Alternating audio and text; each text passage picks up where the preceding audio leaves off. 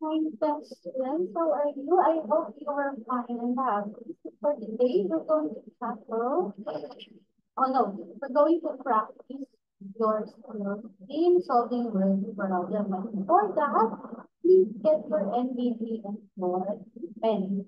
We have and if you're settled now, let's solve brain and ball. Okay? More thank you for this day. Thank you for all the blessings that we have. Please help us understand that how can they to answer all our questions. Um, Thank you for all the blessings for our grateful to have you. And we pray. Amen.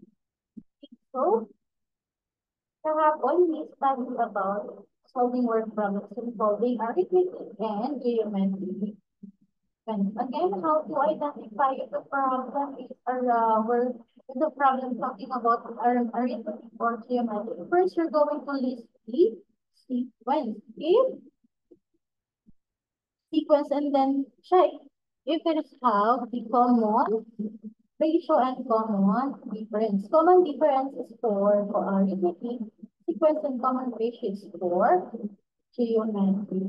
When so now let's answer some more the problems to practice our skill. Let's practice. It's your assignment, but answer your assignment. Mr. Bonham is conducting an experiment to observe the growth of bacteria. Here records the original count of the bacteria as 15.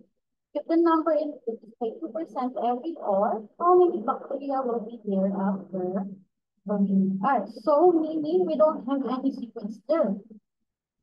But we have the first term, which is sabi din, yung protein daw bacteria is nag-increase or nag-multiply by 2%. Kapag nag-multiply, what are we going to do? You click. So 15 in 4 times 0.2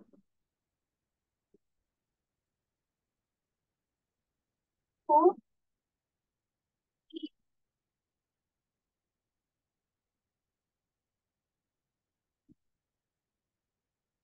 then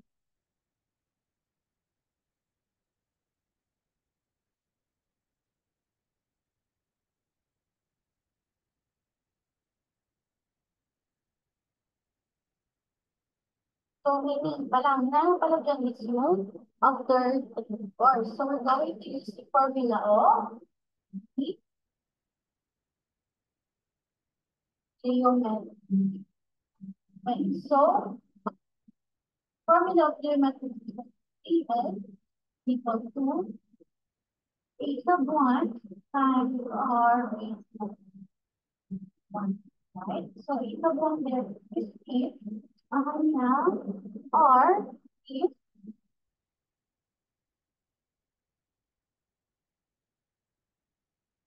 the r there, 2% or point e times and e kapag natin 3 or 3 minus 1.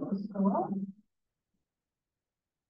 e times 0.20 raised to 2 equal to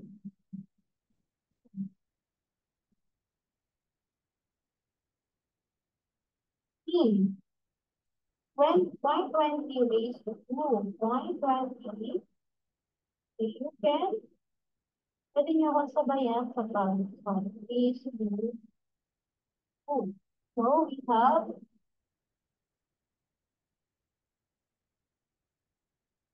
0.15 times 0.15. So 15 times 0.04 is equal to 0.6. Our final answer here is 0.6. Okay. The answer is just like this. You are correct. Right. Next, let's have another example. have Anna runs a pretzel shop in the mall. She sells 90 pretzels in the first hour and 180 pretzels in the second hour. 360 pretzels in the third hour and so on in a geometric sequence. How many pretzels does Joan sell in the hour? Yeah, again, we're going to use the formula of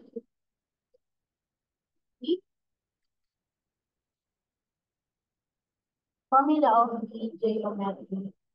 Well, how can we get the collaboration there? We're going to subtract term minus term. Okay, let's get the 180 divided by 90. 180 divided by 90 is equal to, if your answer is 2, you are correct. Okay, so the R here is 2. Now let's write it in the ilang pang ilang 6 or daw. Okay, let's write it in the formula. B sub C is equal to B sub 1 there is 90. Ang R natin, let's do and with 1. So, 90 raised to 2 raised to 2 raised to 5 equal to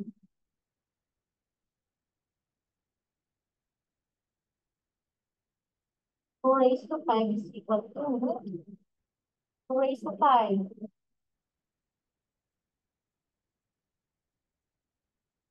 32.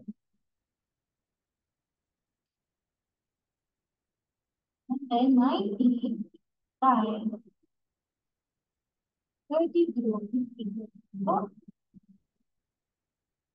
90 times 32.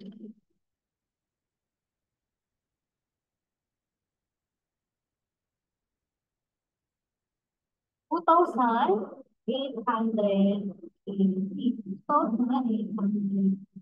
So meaning,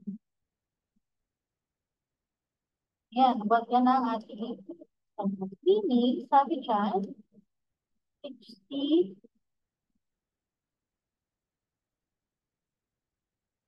then si Ana yan, si Ana daw is nakasell ng 2,880 in or so how we get the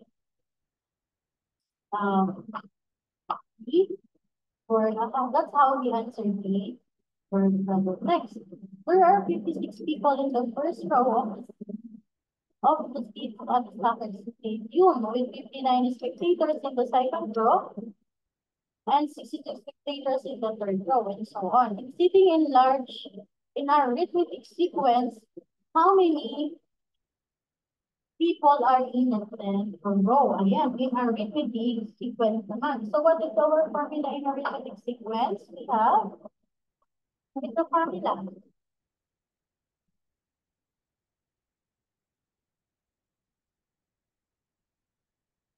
P of n is equal to P of 1 plus n minus 1 times D. Right? Okay, so here we have, ang hanap natin is 10 rows. So our first sequence there is 56 plus. Then ang hanap ko 10 minus 1. And then what is the common difference there? Kung siya is arithmetic sequence, how can we get the common difference? 59 minus 56 is equal to 59 minus 6 equal to 3. So now let's solve this one. Simplify. 9 times 3.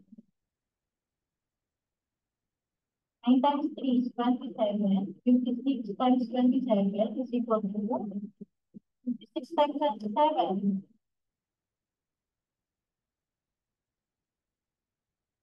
We can get 1,500. Well, our final Answer, 1,500. 12 daw po yung lahat ng tao na nasa. So, ganyan lang po ang paggawa ng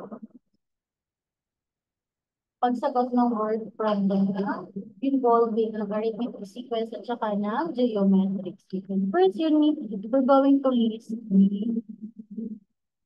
first, we're going to list the what? The sequence, and then check if it is have the common ratio or common difference. So, kapag may common ratio siya ay geometric. Pag common difference siya ay arithmetic.